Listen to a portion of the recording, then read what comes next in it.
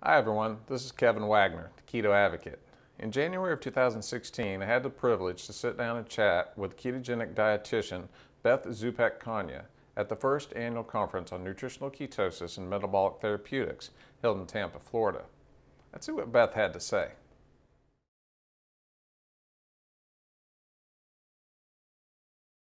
So I'm a registered dietitian and nutritionist, and I've been working with ketogenic diet therapies for 24 years. I've been a dietitian for 34 years, so it's been most of my career. Could you tell us about the topic you'll be speaking about here at the conference? I'm going to be talking about the nutritional aspects of ketogenic diet therapies. The conference has been mostly about the science behind it and the application of the therapies, but I'm going to get down to the nuts and bolts of foods and what types of fats and how much protein and types of protein and supplements that could be used that are helpful, and a little bit about some of the adverse effects that are easy to prevent if we take some action to ensure certain components of the diet. Where could we find more information on you and your work? Well, a lot of my work is on the Charlie Foundation website. I do a lot of the content writing for the Charlie Foundation. We've recently done cooking videos in professional kitchens, and people, as you know, love videos. It's the new way to learn, right? By watching a quick video. I also try to write one medical journal article each year, so I've published in several journals, and I try to do a collaborative clinical topic with other colleagues. For instance, the one I'm doing this year is on a survey of dietitian time spent doing ketogenic diets, and what that time allowance is, and how they can improve spending less time with people but giving them more information and that type of thing. So that's my latest article, but I tend to do articles about the diet itself and components of the diet and how it can benefit certain groups of people.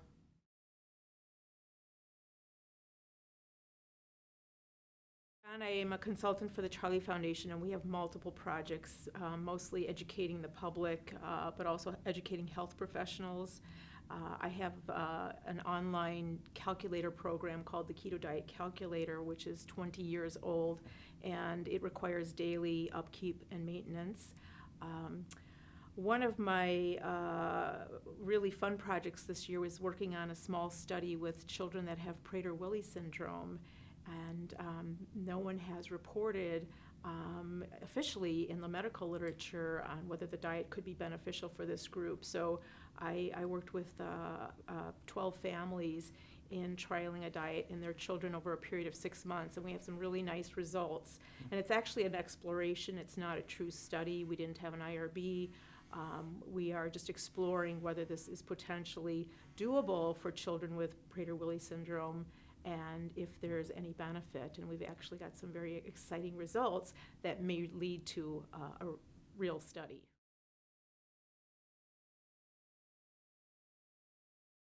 I have a wish list.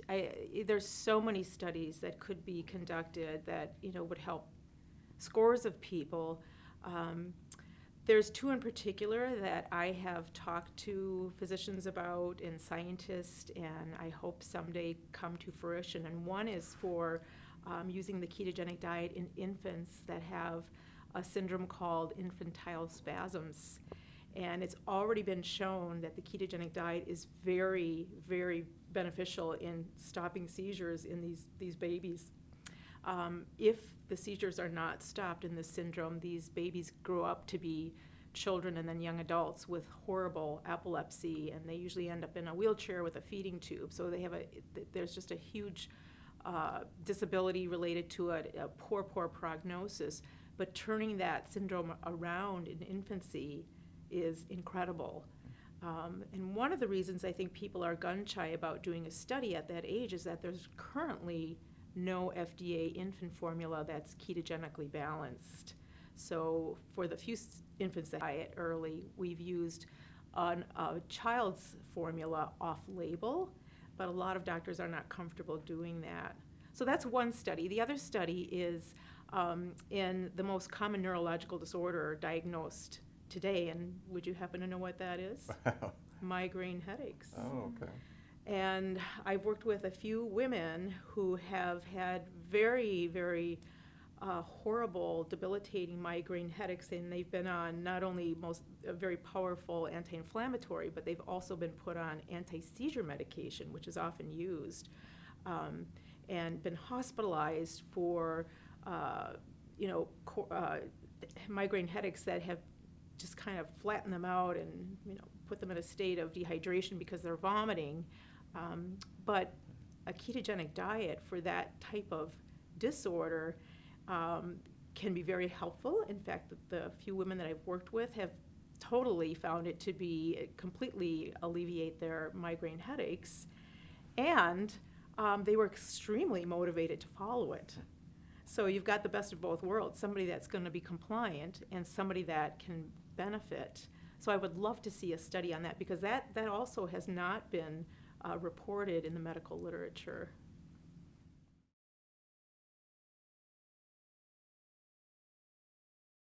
I have worked with many people with glioblastoma. It's probably 30 people over the past 10 years with glioblastoma. I've had only one breast cancer case who opted out of doing traditional standard of care because she had a very rare form of breast cancer, and the few studies that have been done on chemo with this very rare form of breast cancer show that the chances of it really helping are not great, so her doctor went along with doing the ketogenic diet. So that's my one breast cancer case history.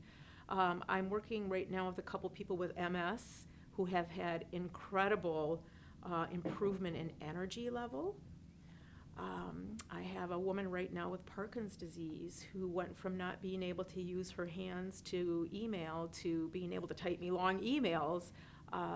She's an attorney. She actually lost her job because of her disorder. She was diagnosed in her early 40s.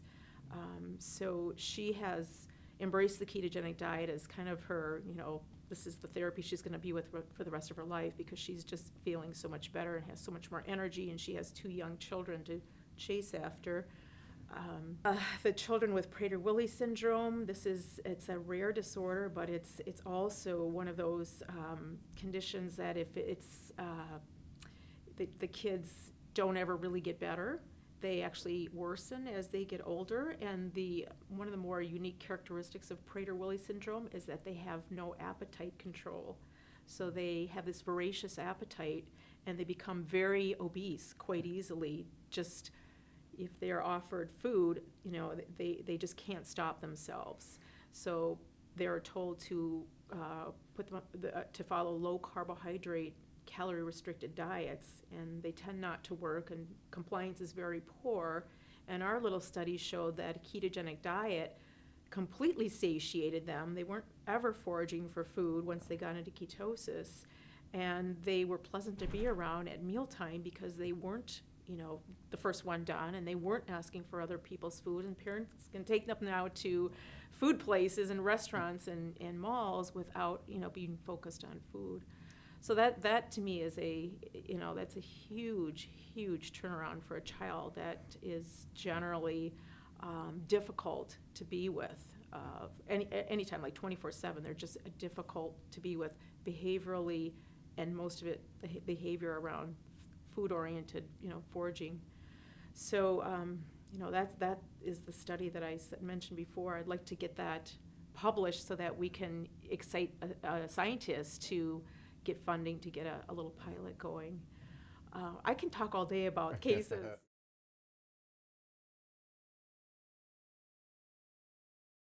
Right, so there's a whole spectrum of ketogenic diets. There isn't just one ketogenic diet. So ketosis, or a ketogenic diet, is a diet that stimulates your body into a nutritional ketosis versus ketosis from fasting. When you're not eating anything, your body will use up its sugar stores, that's called glycogen, in the liver, and it goes through that pretty quickly, especially in children. And then it's looking for fat as the next source of energy. So that's fasting ketosis, but we're talking about a nutritional ketosis. So the diet needs to provide the majority of calories from fat in order for you to go into a nutritional ketosis. And that can be anywhere from 60 to 90% fat. So a 60% fat diet would be the lower fat end of the range, and that means you get more carbohydrate and protein. So there's these variations in the diet, and choosing one really is specific to, what you're using it for, how you're going to be starting it. Say if you're in the hospital, we might start you on a higher fat diet because we're going to be watching you, versus you're starting at home and you need to go into this a little bit more gradually to make sure you're doing it correctly and you're not going to faint or something. So all these variations are just related to what the purpose of the diet is for and the tools and education that you have available to you. So I'm a little worried about people that just try this at home on their own. I want you to know that you should have some type of monitoring, particularly if you're using it for an illness. You should have some baseline blood work done and have your doctor aware of you using this therapy and get their blessing. And most doctors, I would say, are familiar with it. The ones that aren't, if you provide them articles and information, they can certainly check into it and get back to you. But it's worth getting your physician on board before starting something like this.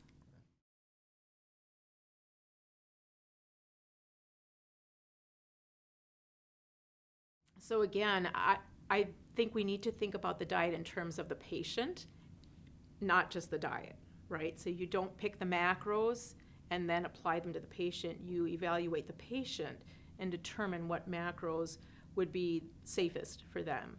So if you're a healthy person and you said, my family there's a family history of epilepsy, and I don't want to ever have epilepsy because it could develop at any point in your life. It's most common in the young and in the elderly. But if you are concerned, because that's a highly genetic disorder, and you just want to take some precaution against epilepsy by maybe feeding your brain some of those same great ketones that we use on the ketogenic diet, you're a person that I would say, I wouldn't put you in a high state of ketosis. I would start you off with a gentle, lower fat diet and have you try that out first. Now, if you came to me and you said, I have epilepsy, my seizures under pretty good control, but I have breakthrough seizures, 3 or 4 times a year, and I don't want to go up on my medication, for you, I would say, let's go ketogenic. Let's not mess around and go gentle. Let's get into a state of ketosis and see if you can benefit from that and give it some time. So you see, there's got to be looking at both the diet, but also applying that to the needs of the patient. And the degree of, we also look at how compliant somebody is and their motivation and their support. If I have people that come to me who are very excited, but they want to eat in fast food restaurants. They don't want to cook. And I'm going to point out to them that that's going to make it even harder. You can do it, but it's going to be quite difficult for you, especially if we want to do a higher ketogenic diet. You're a person that I would probably start out lower and just clean out the sugar and some of the refined foods and get you onto a whole foods diet with fat at each meal. So you see what I'm saying? We have to look at the diet in 2 respects. We have to look at individualizing it for you, and then what are you using it for, and how can we optimize whatever your goals are. It might not even be getting into a state of ketosis. It might just be metabolic enhancement, right? Get your glucose down. So we turn metabolic syndrome around and reduce your insulin needs. And that can be a huge health boost right there.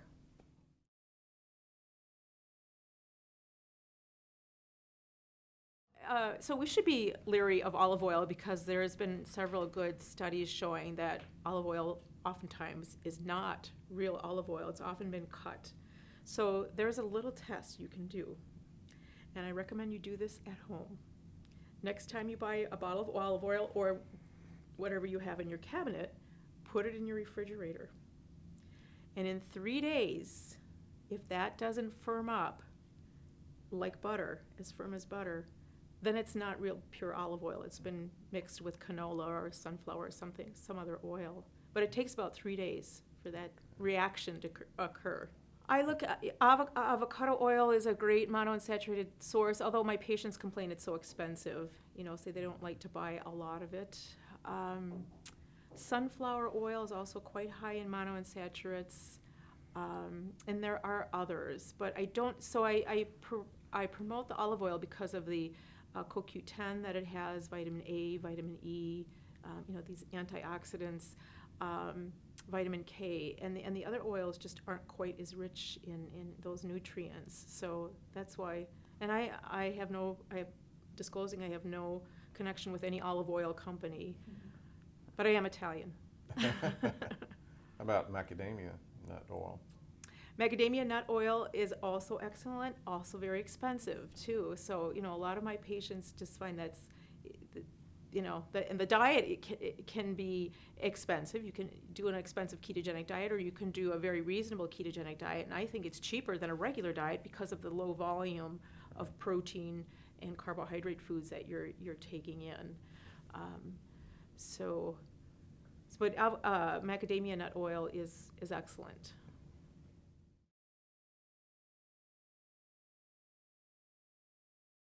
So I think I've done the diet for carnivores as well as vegetarians. You can do it either way. It's a little harder for vegetarians because you have to allow more carbohydrate, and then they need to take in usually more of the ketone enhancing oils like MCT oil or coconut oil or palm kernel oil.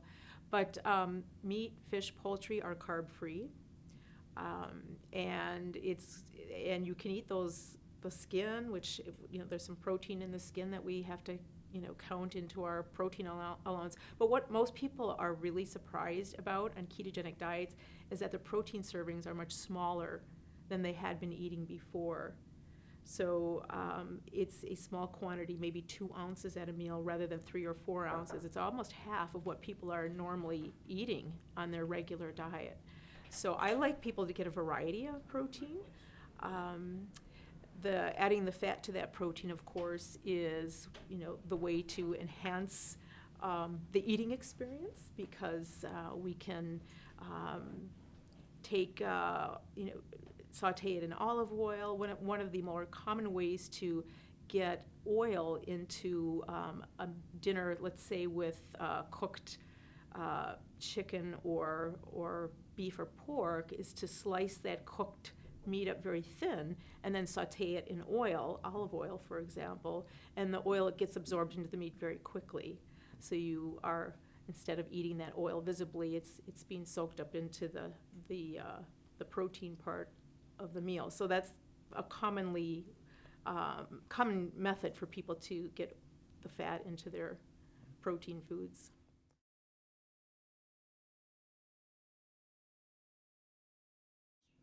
I do. I think supplements are important, particularly when carbohydrate gets below about 40 grams a day.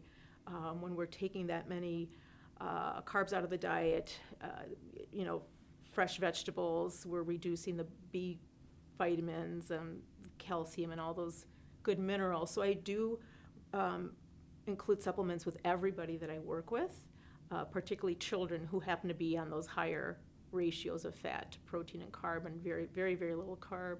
So so multivitamin, minerals, trace minerals. I also include phosphorus for most of my patients. It's an acid neutralizer. Vitamin D is something that's important if their vitamin D level is low. If they're on an anti-seizure medicine, most of them that I work with are, so we make sure that they're getting a vitamin D supplement. I have certain supplements that I use for people that are more fragile, like digestive enzymes, for instance, for people that are having difficulty tolerating fat or have persistently high triglycerides. Digestive enzymes can help bring that down, even if they're eating all the right fats. But those are supplements that we specify for people that have certain needs. We just don't apply them across the board. Is there a certain type of digestive enzyme you recommend? Yes, I have found a couple of digestive enzymes that are very low in carb. So that's always the case with supplements, is that you want to make sure something is not rich in carbohydrate. And when you're working with chewables or liquids, there tends to be quite a bit of glycerin or sucrose added for flavor, right? So we usually end up with either a chew tab or a capsule as the best low carbohydrate product, because then we don't have to take that out of the diet, right? Right. So I have found a couple. One is an over-the-counter digestive enzyme, and one is a enzyme that's used for cystic fibrosis. And what I look for is one that has lipase in it. They all have lipase, but I'm looking for one that has a lot of lipase, because lipase breaks fat down, breaks apart the fatty acids and allows you to absorb it a little bit easier. Have you incorporated ketone supplements into any of the diets? I have not. I've incorporated a lot of MCT oil and emulsified MCT oils, but I haven't done the ketone salts yet, just because I haven't had enough information about safety. I'm actually learning about that here at this conference.